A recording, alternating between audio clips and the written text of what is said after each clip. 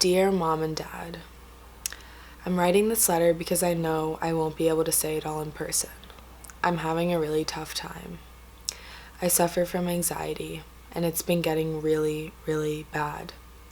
I'm so beyond aware of everything that I need to be doing that you piling it on top of me drives me absolutely insane. So please, let me figure it out on my own.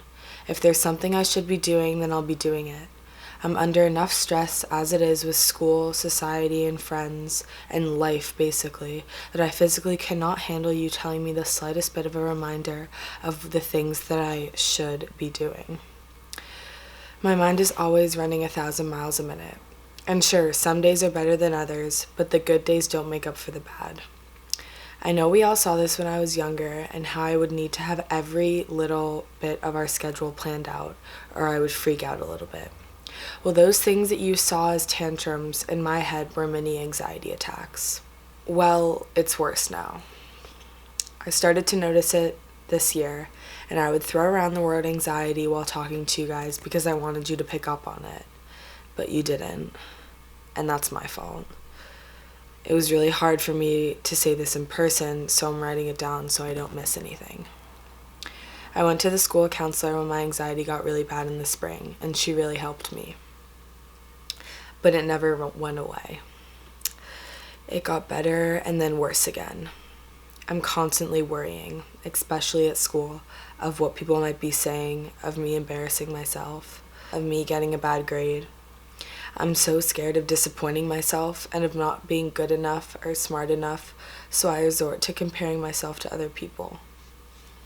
Now, don't get me wrong, I do have good days, and I try not to care about what other people think about me in the sense of me being me, but it gets bad sometimes. I get so wrapped up and my brain creates these false illusions of people saying mean things about me that I make up myself, and sometimes it's hard to tell the difference between what I imagined and what is real. I'm terrified to go back to the place I was in last spring. I was so utterly depressed. I don't think either of you ever knew how bad it got. My whole world was gray and flat, and I saw no point in living. I would look at old people at the train station or the grocery store and be in shock of how they lived so long, because the thought of living 40 plus years seemed impossible. I legitimately didn't understand how people got through life. It's better now and I'm not depressed, but some nights are bad and I become lonely and upset. But it's not consistent, which I'm so thankful for. But I'm so scared that one day I might fall back into that time, and if that happened, I really don't know if I would have the strength to pull myself back out of it. When you try and make fun of the fact that I always say, "Stop, you're stressing me out," it really hurts me. Because I'm not just saying that to get out of the conversation. I'm saying that because my brain cannot withstand you saying those things to me, because I will have a panic attack. Stress and anxiety have been beginning to interfere with my daily life, and I am avoiding situations due to irrational fears and constant worrying.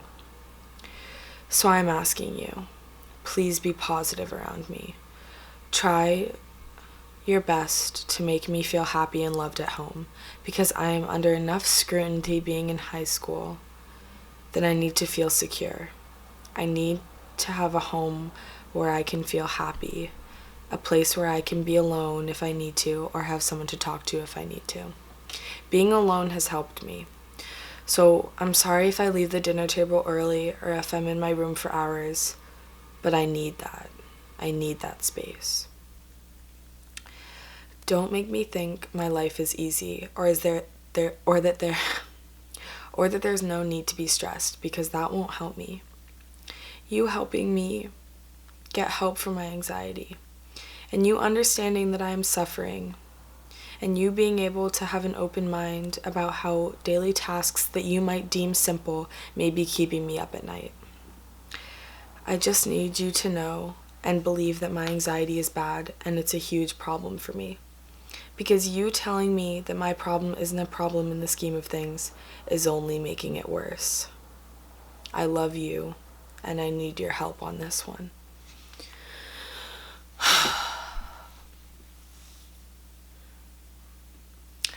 I tried 4 times recording that, and every time I started crying. So, good job, Lucy. I wrote that at midnight one night this summer. And before I had given my parents this letter, I had never even mentioned that I had anxiety. To me, it was so clear, and it was just so all-consuming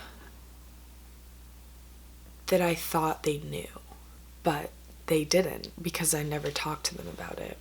I would resort to talking to people like Audrey and Willa and my best friends because they understood. But I think I thought they couldn't understand. I didn't confide in my parents until it got really bad, and I knew I had to. I was going through my Google Drive today, and I found this, and I realized that people don't know how to bring this up to their parents, mainly because a lot of people don't know they have it. They don't understand that their suffering isn't normal.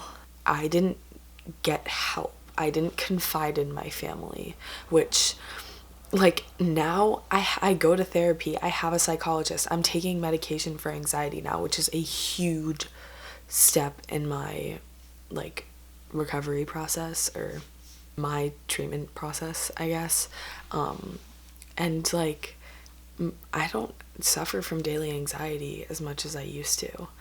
And it was so bad when I wrote that letter. It was obsessive anxiety. I would sit in my room and ruminate about the conversations I had with people, my interactions, and rethink everything, and self-analyze every word I said, and think that I should have said things better, and I would beat myself up and been like, God, you're so stupid. Like, God, and I would think that I knew what everyone else was thinking, and it was so bad.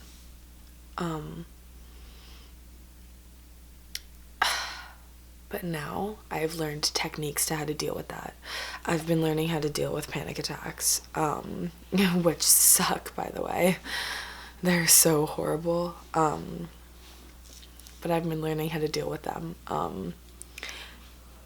If this video even helps one person, then it's worth it. It's worth putting myself out there. And some people are probably like, wow, that's a really personal video. Like, why are you putting that on the internet? Well, because when my anxiety's bad, I go and I look up videos on anxiety. I watch people talk about how they handle it, how it affects them, because it affects people in so many different ways. It's not just one, like, oh, cure for anxiety. No, it's different for everyone. It manifests itself in all different parts of their lives. So